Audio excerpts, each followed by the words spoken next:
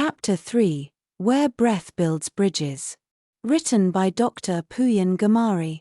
In Jigolabad, things don't begin with movement, they begin with presence. Touch doesn't arrive like a thunderclap. It unfolds, softly, through breath, through waiting, through simply being there long enough to be trusted. No one reached for anyone. Not yet. The air was thick with anticipation, not the kind that demands, but the kind that listens. Ayana sat against a stone wall, her back aligned with something older than memory. She wasn't performing calm, she was calm. Her breath slow, her heart quiet, her presence anchoring the moment. Mira tucked her knees into her chest, her eyes open but soft, reading the silence like a song. She didn't move toward anyone, but she didn't move away either. That, in itself, was trust. Hana let her fingers explore the soil beside her. She wasn't ready to touch another person yet, but she touched the earth. And that, too, was contact. Soraya spoke in a tone so low, it felt internal. Closeness isn't a step you take. It's a door you wait for, until it opens from the inside. No one replied. The quiet that followed was full. Not awkward, intimate. And then, Gij stepped closer. She didn't walk, she arrived. Like dusk. Like a hush at the end of a confession. There, without needing permission, because her very presence was made of it.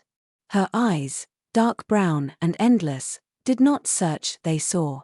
You didn't feel looked at, you felt understood. Her hair, long and loose, moved like language in the wind. She wore no jewelry, her glow needed no decoration. Her skin shimmered faintly in the moonlight. Not as ornament, but as invitation. Clear, luminous, almost translucent, as if light had lived inside her and now wanted out. Her steps made no sound. She sat, not at the center, not outside the circle, but precisely where comfort begins. She spoke. Her voice was not loud, but it reached every ribcage in the garden. You don't come here to be touched. You come here to be heard, not by ears, but by skin. She looked around, not with challenge, but with soft certainty. In Jigolabad, we wait for the soul to rise to the surface. Not to impress, to be held. Elian, sitting quietly, lifted his gaze. His voice was steady, but raw. I'm not ready to be touched yet. But I'm ready to not be alone. Gij nodded, not with agreement, but with welcome. That's enough, she said.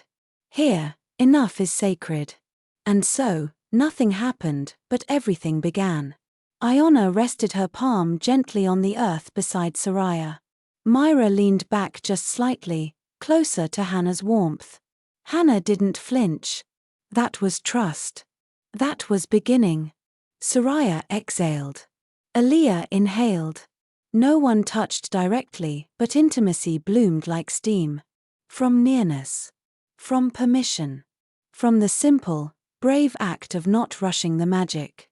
Gij closed her eyes for a moment. Then whispered, "Touch is not what we do.